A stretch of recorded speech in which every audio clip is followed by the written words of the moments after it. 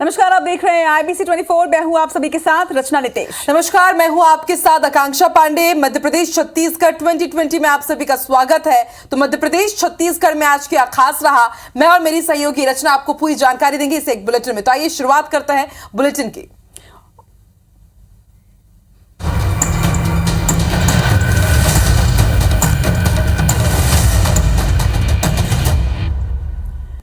चलिए, तो आज बुलेटिन छत्तीसगढ़ की खबरों के साथ शुरू कर रहे हैं। मुख्यमंत्री भूपेश बघेल ने आज लोरमी नगर की सालों पुरानी मांग को मंजूरी दे दी है।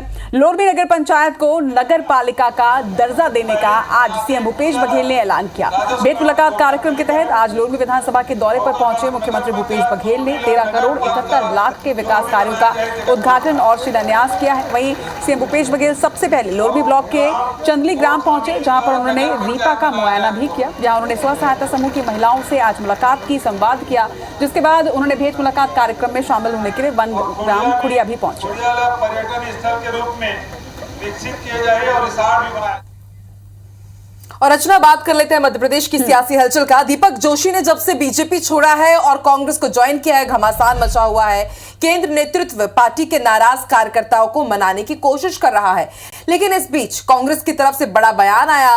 कांग्रेस मीडिया प्रभारी के मिश्रा ने सिंधिया समर्थकों की घर वापसी को लेकर कहा कि अब बिकाऊ और गद्दार नेताओं के लिए कांग्रेस के दरवाजे बंद है। के मिश्रा ने यह दावा किया कि खुद उनसे और नेता प्रतिपक्ष डॉक्टर गोविंद सिंह से कई ऐसे विधायक और मंत्री संपर्क कर रहे हैं जो सिंधिया के साथ कांग्रेस को धोखा देकर बीजेपी चले गए थे। उधर बीजेपी में सिंधिया को लेकर मचे कलह पर सांसद प्रज्ञा ठाकुर का कहना है कि संगठन अपना काम कर रहा है, समय पर सब ठीक हो जाएगा। मैं स्पष्ट कर दूं कि यदि कोई व्यक्ति पार्टी छोड़कर जाता है तो उसकी वापसी पर शीर्ष नेतृत्व विचार कर सकता है, मगर जो बिका हुआ है उसके लिए कांग्रेस के दरवाजे बंद हो गए। ये एक कार्यकर्ता की आवाज़ है। पर कौन किसका विरोध कर रहा है, कौन किसका सपोर्ट कर रहा है, ये तो मत पेटियों में बंद जब उनका मत हो जाता है तब स्पष्ट होता है। पहले वो बीजेपी की पहचान है देशभक्ति, निरंतर कार्य, सबका साथ, सबका विकास, सबका प्रयास। ये सब कार्य जो संगठन के हैं वो करते रहेंगे और हम सब उसमें सम्मिलित हैं। चलिए, बात करेंगे बेरोजगारी भत्ते की, क्योंकि जब से इसका ऐलान किया गया तब से ही लगातार आकांक्षा इस पर सियासत भी देखी जा रही है। भारतीय जनता युवा मोर्चा ने बेरोजगारी भत्ते को लेकर रायपुर रोजगार कार्यालय का घेराव किया। बता दें कि भाजपा के प्रदेश प्रभारी आलोक दंग ने IBC 24 से बातचीत के दौरान ये कहा है कि सबको भत्ता, पूरा भत्ता की मांग को लेकर प्रदेश सरकार के खिलाफ भारतीय जनता युवा मोर्चा का ये प्रदर्शन आगे भी इसी तरह से जारी रहने वाला है। साथ ही उनका ये भी कहना है कि छत्तीसगढ़ के आगामी चुनाव में भाजपा के योग्य युवाओं को हाईकमान मौका देगी। प्रदेश के 19 लाख युवाओं के साथ कांग्रेस के मैनिफेस्टो में इन्होंने 4.5 साल पहले बोला था बेरोजगारी भत्ता देने के लिए। उसको 4.5 साल तक जिसको नहीं पूरा किया गया, उसके बाद हमने पूरे प्रदेश में प्रत्येक जिला केंद्रों पे धरना प्रदर्शन और कार्यालय पे तालाबंदी का कार्यक्रम चला रखा है। और रचना, बात करते हैं उस फिल्म की जिस पर हम देख रहे हैं कि सियासी बवाल मचा हुआ है। द केरल स्टोरी पर देश भर में हो रहे विवाद के दौरान भोपाल से बीजेपी की सांसद साध्वी प्रज्ञा ठाकुर का बड़ा बयान आया है। प्रज्ञा ठाकुर ने कहा है कि कांग्रेस सरकार ने उन्हें जेल के अंदर प्रताड़ित किया है और कई बड़े डायरेक्टर, प्रोड्यूसर और फिल्म राइटर उनसे संपर्क कर चुके हैं। साध्वी प्रज्ञा ने कहा कि युवाओं को पता चलना चाहिए कि आतंकी और आतंकियों का समर्थन करने वालों के चेहरे कैसे होते हैं। उधर कांग्रेस विधायक आरिफ मसूद ने इस बयान पर पलटवार करते हुए कहा कि साध्वी प्रज्ञा पर फिल्म जरूर बननी चाहिए, लेकिन यह फिल्म साध्वी बनने के पहले की प्रज्ञा ठाकुर पर आधारित होना चाहिए।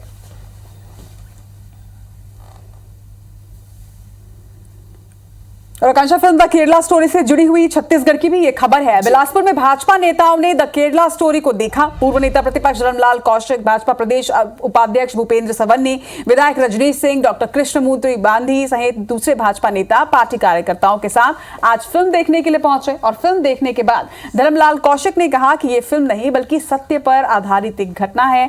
किस तरह से आतंकवाद की गतिविधियां चलती हैं, किस तरह से कन्वर्जन गैंग पूरा काम करता है, जनता को हराश किया जाता है, ये सच्चाई सबके सामने आनी चाहिए। इधर भाजपा सांसद सरोज पांडे ने कांग्रेस सरकार से द केरला स्टोरी को टैक्स फ्री करने की मांग भी की है। तो वहीं मुख्यमंत्री भूपेश बघेल ने कहा कि सरोज पांडे केंद्र से टैक्स फ्री की मांग करें। रमन सिंह और उनके परिवार को ये फिल्म दिखाएं। ये जो फिल्म नहीं है, एक्चुअल सत्य पर आधारित है कि जिस प्रकार से आतंकवादी जो गतिविधियाँ चलती है और किस प्रकार से जनता को हरासमेंट किया जाता है और प्रताड़ित किया जाता है, तो ये सच्चाई सामने आना चाहिए। भारतीय जनता पार्टी के लोग खूब बोले थे चलो कश्मीर फाइल देख लें, विधानसभा चल रहा था, मैंने कहा चलो, मैं उनको भी निमंत्रण दिया था, पत्रकारों को भी निमंत्रण दिया, पत्रकार तो गए, कांग्रेस के विधायक लोग भी गए, मंत्री लोग भी गए, नहीं थे तो केवल भारतीय जनता पार्टी के लोग नहीं थे। ठीक बात बोल रहा हूँ?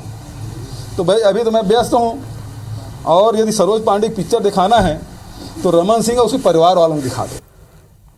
तो देखिए, द केरल स्टोरी को लेकर पूरे देश भर में रचना सियासत गर्म है और इस फिल्म को लेकर देश भी दो धड़ों में बंट गया है। एक पक्ष इस फिल्म को रियल स्टोरी बता रहा है तो वहीं दूसरा पक्ष इसे प्रोपेगेंडा करार दे रहा है। बीजेपी सांसद राकेश सिंह ने जबलपुर के मल्टीप्लेक्स में फिल्म का शो बुक कराया, जहां पर उन्होंने पार्टी कार्यकर्ताओं और नेताओं के साथ ये फिल्म देखी। हालांकि ज्यादा भीड़ होने की वजह से उन्हें कुर्सी की जगह सीढ़ियों पर ही बैठकर फिल्म देखनी पड़ी। तो यानी दोनों ही प्रदेशों में नेताओं ने आज ये फिल्म देखी है, और इसके साथ साथ जहां एक तरफ मध्य प्रदेश में फिल्म को टैक्स फ्री कर दिया गया है, तो वहीं छत्तीसगढ़ में लगातार ये मांग की जा रही है कि इस फिल्म को टैक्स फ्री कर दिया जाए। कोई कहानी नहीं है, ये एक सच्ची घटना है जिसके आधार पे फिल्म बनी है और ये बहुत सामान्य है। केरला के बारे में तो वहाँ तो बहुत ज़्यादा हो रहा है, लेकिन पूरे देश में इस तरह की घटनाएं रुकें, इसके लिए जन जागरण एक सबसे सशक्त माध्यम है। चलिए अब आगे आपको बताते हैं कि पीसीसी चीफ मोहन मरकाम ने आज सरगुजा में क्या बड़ा दावा किया है। बूथ मैनेजमेंट की आज बैठक थी, जिसके बाद उन्होंने कहा कि सरगुजा संभाग की 14 सीटें कांग्रेस ही जीतेगी। इसके साथ ही उनका यह भी कहना रहा कि चुनाव का चेहरा मुख्यमंत्री भूपेश बघेल होंगे, लेकिन इसका फैसला करना हाईकमान को है। इसके अलावा ईसाई समुदाय के चुनाव लड़ने के बयान पर भी उन्होंने कहा कि लोकतंत्र में सबको चुनाव लड़ने का अधिकार है, लेकिन समाज को लेकर कोई चुनाव नहीं लड़ा जाता। ऐसे में आने वाले चुनाव में सभी समाज के लोग कांग्रेस के साथ होंगे। वहीं बैठक को लेकर उनका कहना था कि चुनाव जीतने के लिए बूथ का मजबूत होना बेहद जरूरी है और यही वजह है कि बूथ को मजबूत करने के लिए लगातार कवायद की जा रही है।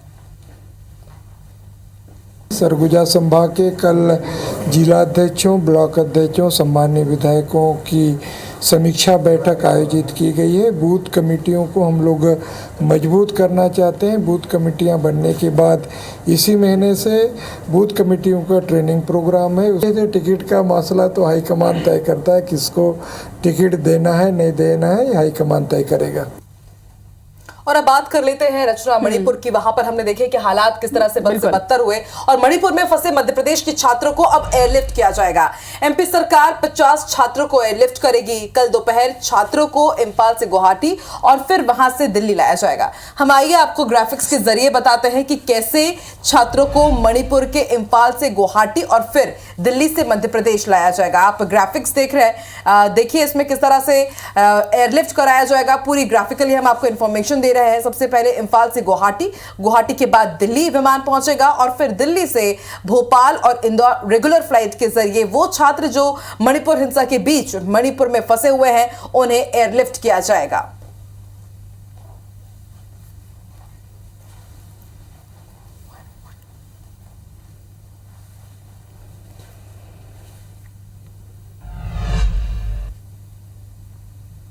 इधर छत्तीसगढ़ में पीसीसी चीफ मोहन मरकाम ने सरगुजा में संभाग स्तरीय समीक्षा बैठक की। बैठक में खाद्य मंत्री अमरजीत भगत भी मौजूद रहे। बता दें कि आईबीसी 24 से खास बातचीत आज उन्होंने की और कहा कि नितिन नबीन पर उन्होंने निशाना साधते हुए कहा है कि नितिन नबीन नासमझ हैं, हल्की बातें करते हैं। वहीं ईसाई समुदाय के चुनाव लड़ने पर उनका कहना था कि ये भाजपा की बी टीम है, द टीएस देव। और अपने बीच दूरी के सवाल पर भी आज उन्होंने कहा कि हमारे बीच बहुत ही प्रेम और सम्मान है।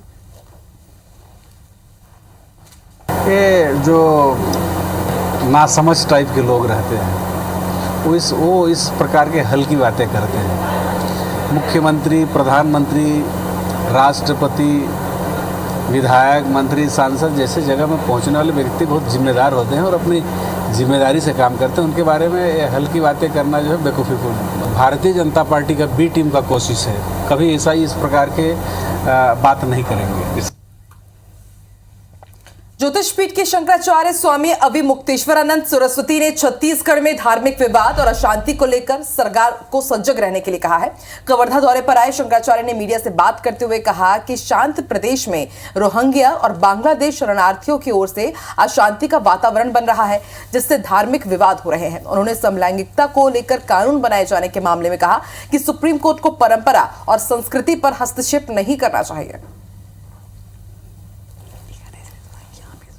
उन्होंने ज़मीन खरीदी है, मकान खरीदे हैं, तो बहुत सारे सब जगहों पर रोहिंग्या और बांग्लादेशी मुसलमान आकर के शरण ले रहे हैं और उन्हीं की जो प्रकृति है उस प्रकृति का परिणाम ये हो रहा है कि यहाँ पर अशांति हो रही है। ये घुसपैठ बंद होनी चाहिए और इसके बारे में सरकारों को खड़ा होना चाहिए। चलिए आगे बढ़ते हैं। मध्य प्रदेश के धर्मस्थल ओंकारेश्वर पर आदि शंकराचार्य की भव्य प्रतिमा स्थापित करने के साथ एक आत्मधाम बनाने की कार्यप्रणाली पर कांग्रेस ने सवाल उठाए हैं। प्रदेश कांग्रेस के सचिव राकेश सिंह यादव ने भारत और चीन के संबंधों का हवाला देते हुए आरोप लगाया कि यहां लगने वाली प्रतिमा को बनाने का ऑर्डर जिस कंपनी को दिया गया है वो चाइनीज है।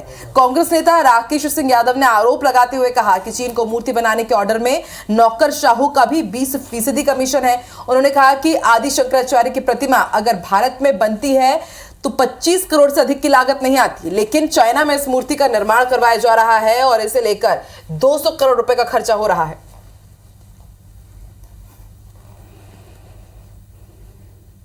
चलिए एक बार फिर से रुक करेंगे छत्तीसगढ़ की खबरों का। केशकाल नगर पंचायत अध्यक्ष और उपाध्यक्ष के खिलाफ लाया गया अविश्वास प्रस्ताव आखिरकार ध्वस्त हो चुका है। सोमवार को नगर पंचायत सभा कक्ष में पीठासीन अधिकारी एसडीएम शंकरलाल सिन्हा की मौजूदगी में हुए फ्लोर टेस्ट में अविश्वास प्रस्ताव लाने वाले पार्षदों ने 2/3 बहुमत हासिल नहीं किया।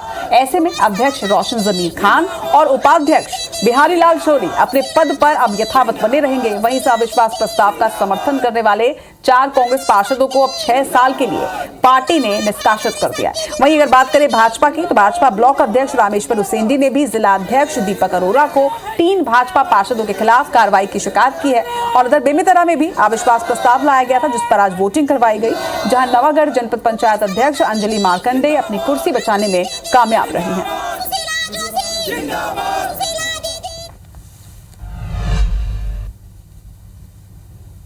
और अब बात करते हैं रचना वीएचपी नेता प्रवीण तोगड़िया की, जो मंडला पहुंचे और वीएचपी के चलाए जा रहे अब तो हिंदू ही आगे अभियान को लेकर बात करते हुए नजर आए। उन्होंने कहा कि देश में हिंदू सुरक्षित हो, समृद्ध हो, गरीबी मुक्त हो और सम्मान युक्त हो, इसके लिए उन्होंने अभियान चलाया है। साथ ही उन्होंने कहा कि देश में रोजगार युक्त युवा हो, गरीबी मुक्त किसान हो और महंगाई मुक्त गृहिणी होनी चाहिए। इसके अलावा उन्होंने कहा कि हिंदू सुरक्षित रहे, यही हमारा मकसद है। हिंदू हमलाखोर नहीं है, हिंदू हमलाखोर होता तो मुहर्रम पर भी हमले होते। वहीं राजनीति पर उन्होंने बोलते हुए कहा कि अच्छी राजनीति के लिए सत्ता पक्ष और विपक्ष दोनों का मजबूत होना जरूरी है।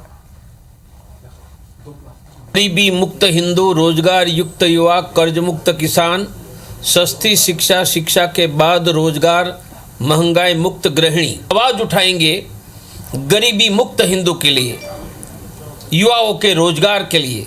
रामनवमी पर ही हमले हो रहे हैं, हिंदू पर हमले हो रहे हैं, हिंदू मारे जा रहे हैं। हिंदू हमलाखोर होता तो एक भी मुहर्रम पर हमला क्यों नहीं है, एक भी मुसलमान पर हमला क्यों नहीं है। इधर छत्तीसगढ़ भाजपा प्रभारी ओम माथुर 14 और 15 मई को बस्तर के दौरे पर रहने वाले हैं। आपको बता दें कि अरनपुर नक्सली घटना के वक्त ओम माथुर बस्तर में ही थे। नक्सली घटना के बाद उनका दौरा रद्द कर दिया गया था।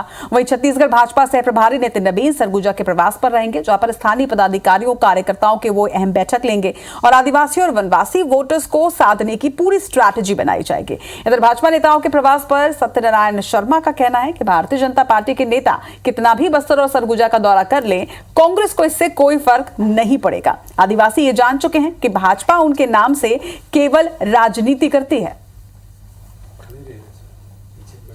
माथुर जी का बस्तर का दौरा, बस्तर के दौरे पर जाएंगे, एक एक जिले में जाएंगे, कहीं कुछ नहीं चूकेगा। नितिन नवीन जी का भी पूरे प्रदेश में दौरा है और 4 साल का वनवासियों का, तेंदुपत्ता संग्राहकों का बोनस न दिया गया हो तो पूछना तो पड़ेगा सरकार से, तो उन क्षेत्रों में जाना ही होगा। कोई फर्क नहीं पड़ेगा, चाहे जितना ताकत लगा ले, कोई अंतर पड़ना नहीं है। पहले भी बहुत कुछ कर चुके हैं, लेकिन पहले तो बड़े बड़े सपने देखे थे, रिजल्ट मिल रहा। कुछ भी कर ले, जो शासन की योजनाएं हैं उनका प्रभाव इतना जबरदस्त है कि कहीं कुछ उनको हासिल होने वाला नहीं। और अब बात कर लेते हैं रचना हड़तालों की, क्योंकि चुनावी साल है और ऐसे में हम देख रहे हैं कि लगातार हड़ताल का दौर भी जारी है। मध्य प्रदेश में राष्ट्रीय स्वास्थ्य मिशन यानी कि एनएचएम के संविदा स्वास्थ्य कर्मियों की हड़ताल जारी है। सभी कर्मचारी नीलम पार्क में धरना दे रहे हैं और भोपाल भरो आंदोलन चला रहे हैं। 18 अप्रैल से संविदा स्वास्थ्य कर्मी अपनी 3 सूत्रीय मांगों को लेकर हड़ताल पर है। वहीं हड़ताल पर मध्य प्रदेश के चिकित्सा शिक्षा मंत्री विश्वास सारंग ने कहा है कि संवाद स्थापित करने वाली सरकार है, जल्द हड़ताल का नतीजा निकलेगा। मुख्यमंत्री ने निर्देश दिए हैं। भारतीय जनता पार्टी की सरकार पूरी तरह से संवाद स्थापित करने वाली सरकार है। मैं संविदा स्वास्थ्य कर्मियों को आश्वासन देता हूं कि माननीय मुख्यमंत्री के निर्देश पर उनकी समस्याओं का निदान होगा, कहीं कोई दिक्कत नहीं है।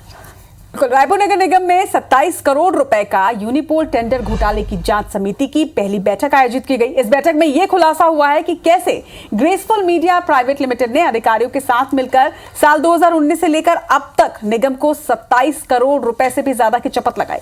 महापौर एजाज ढेबर का कहना है कि 1 हफ्ते के बाद इस मामले में बहुत ही कठोर कार्रवाई होने वाली है। और बात करते हैं इंदौर एयरपोर्ट की, जहां यात्रियों ने आज फ्लाइट लेट होने पर रचना जोरदार हंगामा कर दिया। दिल्ली से इंदौर आकर मुंबई जाने वाली फ्लाइट की यात्री करीब 3 घंटे तक इंतजार करते रहे। इस दौरान कई यात्रियों की कनेक्टिंग फ्लाइट भी मिस हो गई। इसे लेकर यात्रियों ने हंगामा कर दिया। बहुत बड़ा लॉस हो सकता है, आगे ज्वाइनिंग में मेरी। और यात्रियों से ही जुड़ी एक खबर छत्तीसगढ़ से, जहां पर रायगढ़ जिले में सिटी बस सेवा पटरी पर आ ही नहीं पा रही। आपको जानकर यह हैरत होगी कि जिले को मिली सिटी बसों में से 14 बसें सिर्फ इसलिए खराब हो चुकी हैं क्योंकि इनका परिचालन नहीं किया जा रहा, चलाया नहीं जा रहा। नगर निगम ने इसके मेंटेनेंस के लिए राज्य शासन से फंड भी मांगा था, जिसकी स्वीकृति भी दे दी गई थी। सरकार ने 80 लाख रुपए की स्वीकृति दी है, लेकिन इसके बावजूद बसों का मेंटेनेंस अब तक नहीं हो पाया है।